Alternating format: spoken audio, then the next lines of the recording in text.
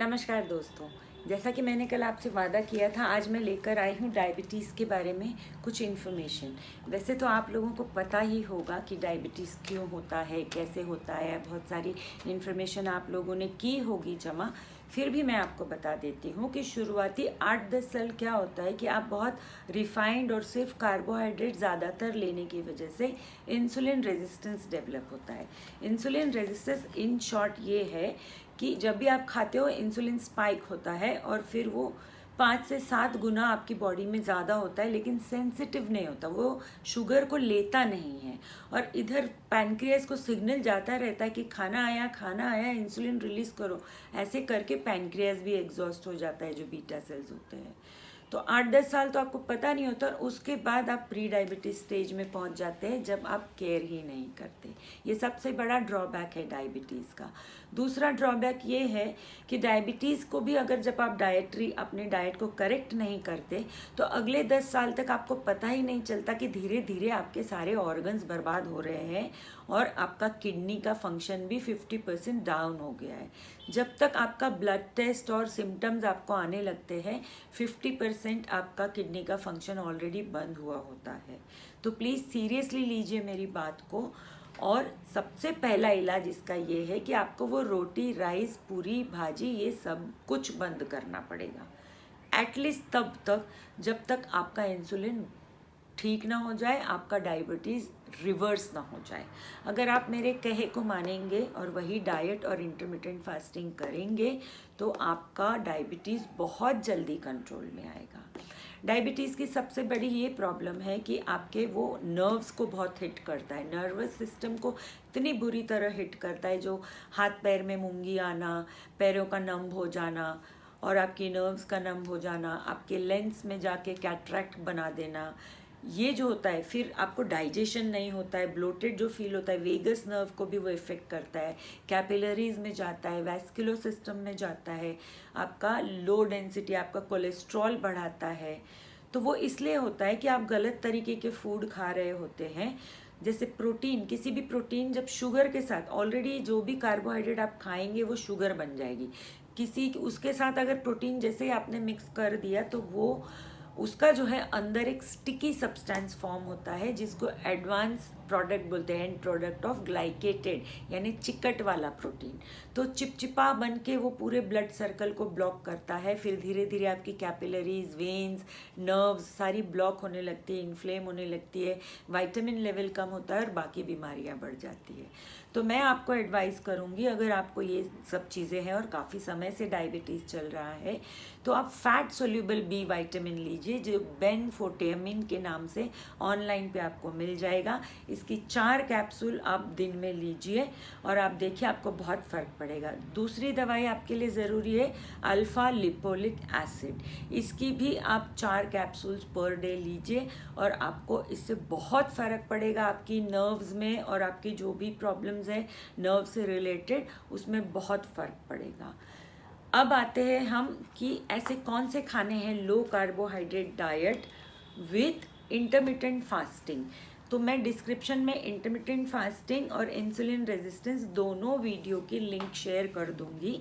तो हम आते हैं कि ऐसे कौन से फूड है जो आपको डायबिटीज़ से बचा सकते हैं, आपको नॉर्मल बना सकते हैं। नंबर 1 पे है बादाम। बादाम में विटामिन ई होता है, मैग्नीशियम होता है, पोटेशियम होता है। वो आपकी इम्प्रूव करता है इंसुलिन सेंसिटिविटी को।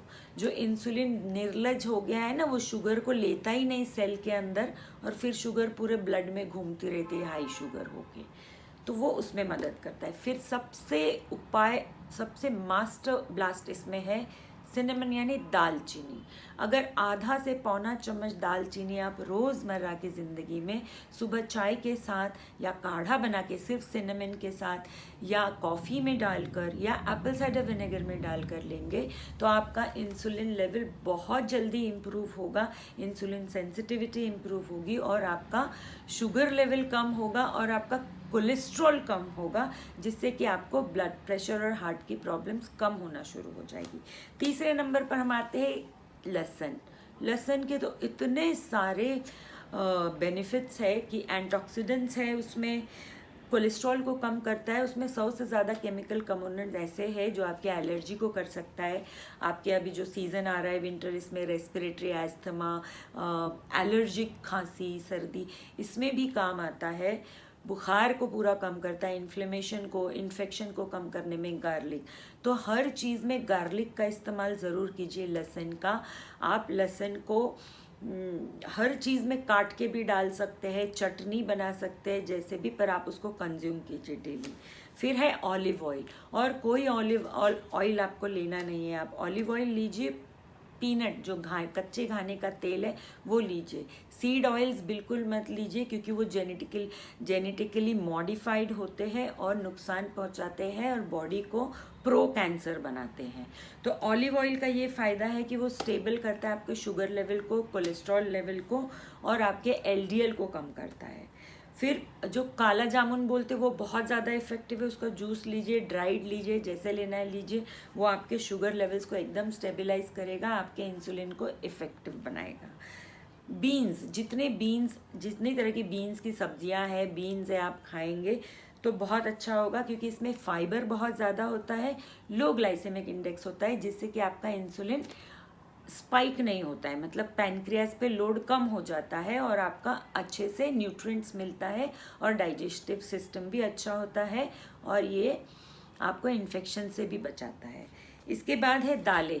जितनी दालें हैं, मैंने पहले भी बोला था, मूंग, चना, जो भी है, आप इसको भिगा के स्प्राउटेड खाइए। स्प्राउटेड इसलिए कि फिर स्प्राउट और फर्मेंट होने से बी कॉम्प्लेक्स लेवल बहुत बढ़ता है इसका, जिसकी बहुत आवश्यकता डायबिटीज़ में होती है। तो आप इसको ही खाइए, जैसे भी आपको एडजस्ट करना है। तो क्योंकि इसमें आपको क्या, एक तो लो जीआई है, उसके बाद अच्छे प्रोटीन्स मिलेंगे, बी विटामिन्स मिलेंगे, आयरन मिलेगा, और ये है कॉम्प्लेक्स कार्बोहाइड्रेट। इसके बाद ग्रीक योगर्ट प्रोबायोटिक है, आपके डाइजेशन का जो बैक्टीरियल नॉर्मल फ्लोरा मेंटेन करेगा, अच्छा प्रोटीन आपको देगा और स्टेबलाइज करेगा आपके इंसुलिन को। Oatmeal, whole oatmeal, ready oatmeal मत खाइए, जिसको एक्चुअल में बनाना पड़ता है वो वाला। एक तो ये डाइजेशन में स्लो है, फाइबर में ज़्यादा है, और ये आपका इंसुलिन लेवल इसीलिए कंट्रोल करेगा, क्योंकि ग्लाइसेमिक इंडेक्स ही जो रिफाइन होता है वो जल्दी से शुगर बन जाता है। तो हमें उस प्रोसेस को भी स्लो डाउन करना है, आपको सही फाइबर देना है और आपको एनर्जी भी देनी है। इसके बाद सबसे बड़ा पोपाई सुपर फूड है पालक। पालक हर तरीके से खाइए आप। पालक में होता है जितने लीफी ग्रीन्स, हरी सब्जी जो बोलते हो, कंपलसरी खाइए। उसमें होता है बी विटामिन, कैल्शियम, आयरन, हर चीज़ होती है। पर हाँ, पालक के साथ एक बात याद रखिए, ऑक्सलेट्स हो सकते हैं, किडनी स्टोन्स हो सकते हैं। तो 1 से 2 नींबू डेली आप कंज्यूम कीजिए, एप्पल साइडर विनेगर के साथ या पानी में डाल के, आपको जैसे भी लेना है, पर 1 से 2 नींबू आपको रोज़ लेना है to avoid kidney stone formation. इसके बाद बेरीज, स्ट्रॉबेरीज, ब्लूबेरीज, जितने बेरीज आते हैं, रास्पबेरीज, स्ट्रॉबेरीज हमारे यहाँ मिलते हैं, तो वो आप खाइए। उसमें वो शुगर नहीं है, एंटीऑक्सीडेंट्स है, क्योंकि हमें बहुत ज़रूरत होती है इन्फेक्शन और एलर्जी से फाइट करने के लिए। डायबिटीज़ में इम्यूनिटी आपकी लो रहती है। Peanut butter, unsweetened of course, low carbohydrate है, कॉम्प्लेक्स है, आपको अच्छा फैट मिलेगा, तो ये इंसुलिन स्पाइक नहीं करता है, तो आपका ब्लड शुगर नीचे लाएगा और आपको सटाइटी, मतलब क्या, संतुष्टि देगा कि कुछ खाया है मैंने, गुड फैट। उसके बाद सबसे बड़ा, पालक के बाद जो आता है, सबसे फेवरेट मुझे टॉप लेवल का फूड डायबिटीज़ में लगता है, ब्रोकोली। ब्रोकोली में विटामिन सी, के और फॉलिक एसिड, पोटेशियम, ये तो होते ही है। उसके बावजूद सल्फोफिरन नाम का जो इसका एंटीऑक्सीडेंट है वो बहुत इम्पॉर्टेंट है, वो कार्सिनोजेंस को कम करता है। एवोकाडोज हाई फाइबर है, पोटेशियम है, गुड फैट है, स्किन अच्छी करता है, बाल अच्छे करता है, इंसुलिन को कम करता है और आपको एक ओवरऑल अच्छी हेल्थ देता है।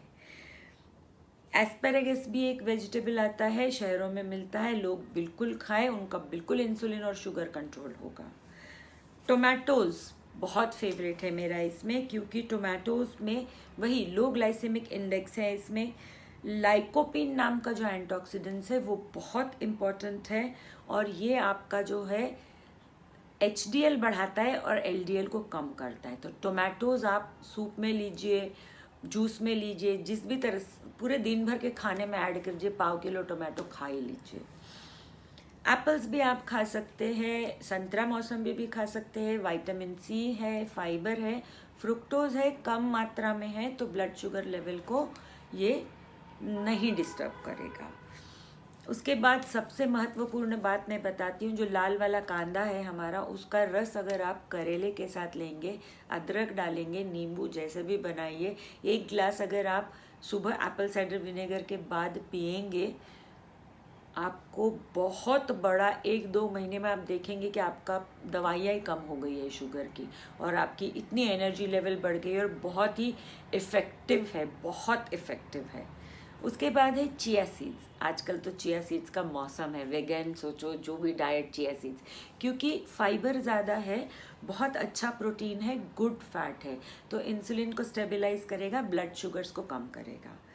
ग्रीन टी, पॉलीफिनॉल्स इसके जो एंटीऑक्सीडेंट से बहुत इंपॉर्टेंट है, 6 से 7 कप पी सकते हैं। ये आपके इन्फ्लेमेशंस को, एलर्जीज को कम करेंगे और कार्सिनोजेंस को बढ़ने से मना करेंगे।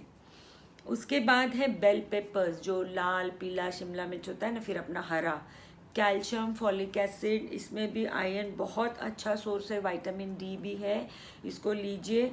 ये भी लो कार्बोहाइड्रेट है, धीरे से डाइजेस्ट होता है, तो ये आपके इंसुलिन को भी नहीं स्पाइक करता और ब्लड शुगर को भी स्टेबलाइज करता है और आपको फुलनेस की फीलिंग देता है विटामिन्स के साथ।